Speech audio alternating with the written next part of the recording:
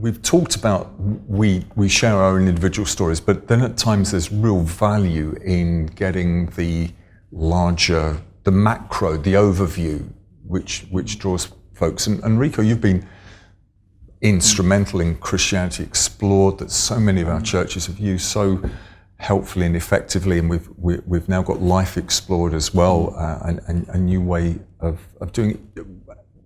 You know, just tell us some of the reasoning behind. Well, I think what often churches don't get is obviously you want to try and have a program of preaching and bringing and mission where you can try and get people to come who are friends, non-Christians, to investigate the faith.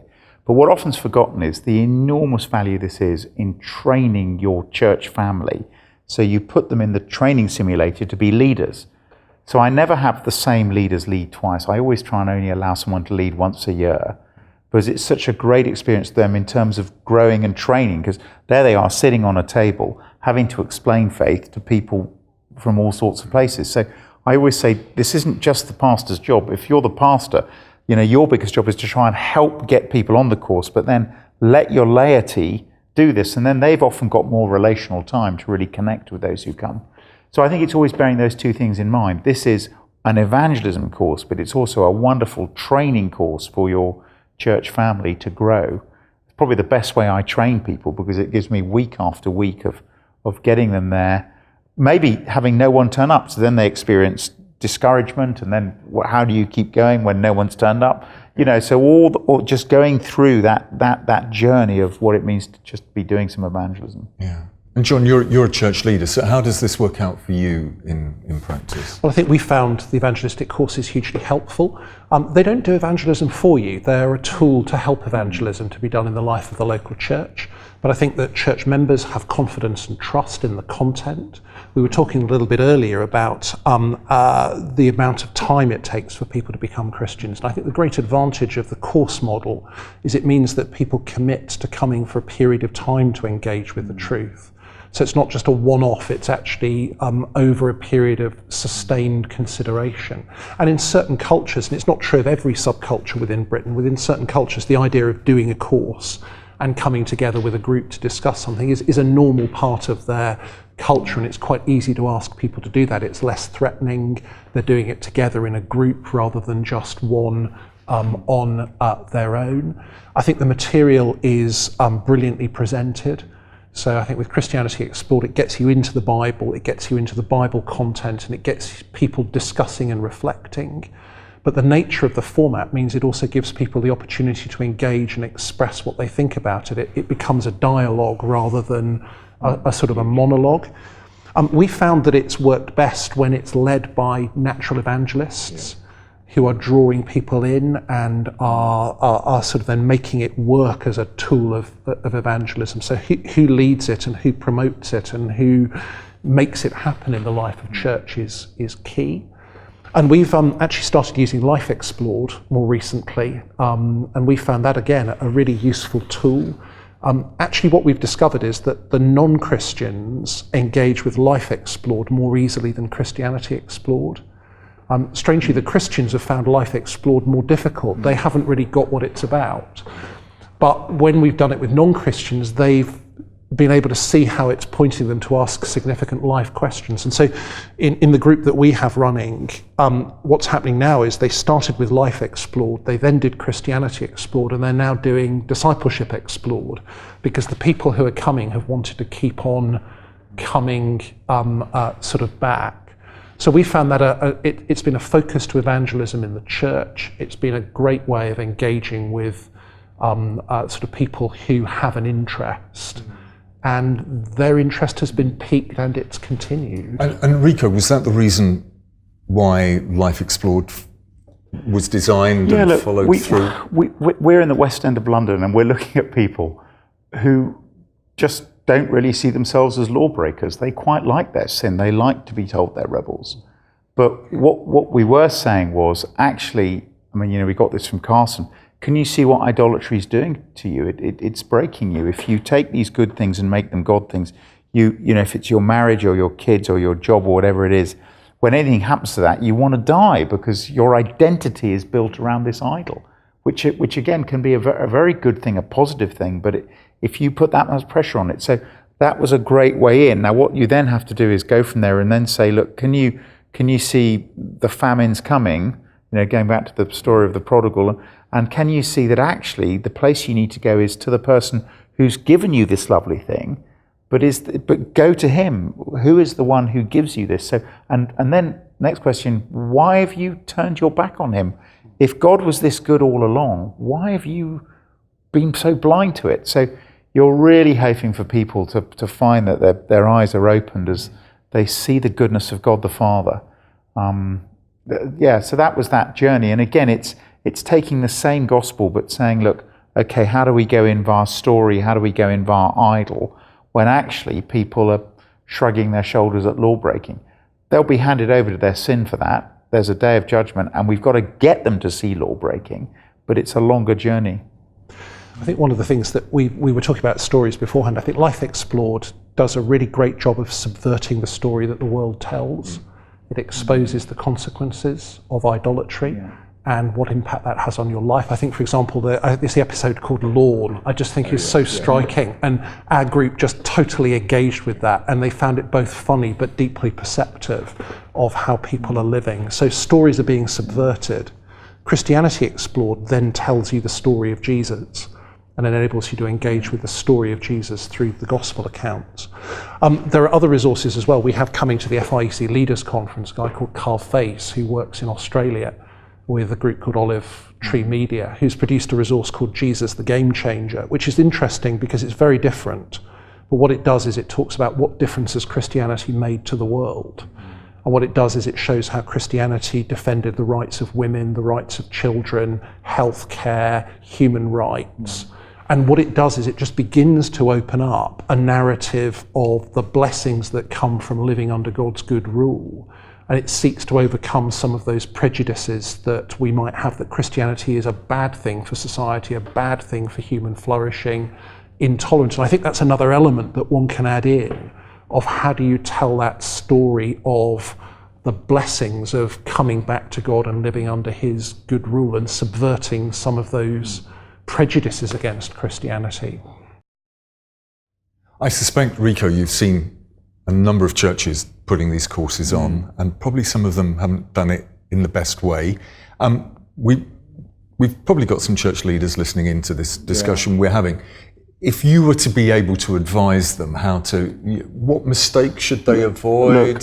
Look, there's just one big issue with this material, and it's whether you can get people to come along. Yeah. I mean, that's the battle.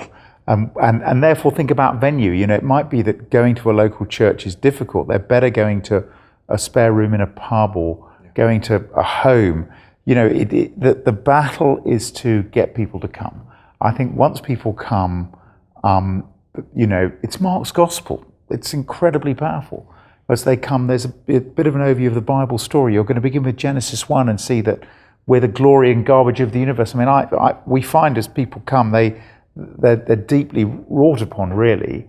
Now, it may not be their back the next week, and there can be new, but that may not be for not quite a good reason.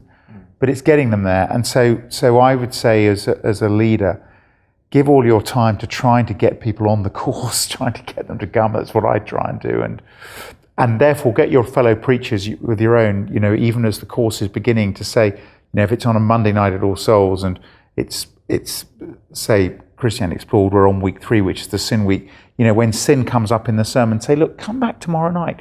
We've got a course, come and ask any question you like. So it's keeping the value up. So in the preaching on a Sunday, keep the next week's topic there so people can just say it's like a double-decker bus. Just jump on when you want. Just come along. We'd love to see you. But it's just keeping that value high of through those weeks. And so really give it a push. Then when you're not running the course, give a little bit of a break in terms of pushing on the evangelism front. And then when people come back again, then when you go again. So I think the rhythm of the year of not pushing it all the time is a crucial thing too. Otherwise people just feel lashed by it, I think something we've discovered in a smaller church is that you have to be flexible and willing to run it when people want to do it. So you can have your plan of how you want to run evangelism, and when you'll build the kind of course into your busy program. But often the people you want to reach don't fit with that. We increasingly see that people don't make commitments much ahead of time. They don't agree to come to something. You have to some extent, fluidly go with when are they available, when do they want to do it. And so a degree of flexibility in using the course to meet the needs of the people, rather than saying to the people, we've got a course, but you've got to come and fit with our program, has been quite helpful. And that's just disruptive. I think in lots of areas of church life, it's no longer possible to have a systematic program in the way that you could in the past. That's just not how younger people operate. Lives are busy. We all get frustrated with the people who drop things at the last minute because something better comes along.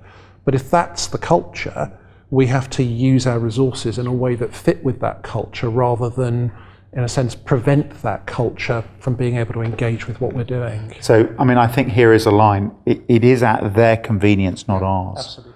And I think it's getting that in place, that part of Luke 15, 1 to 11, where you're going after lost sheep, where you're finding a lost coin, is an all-out search is launched.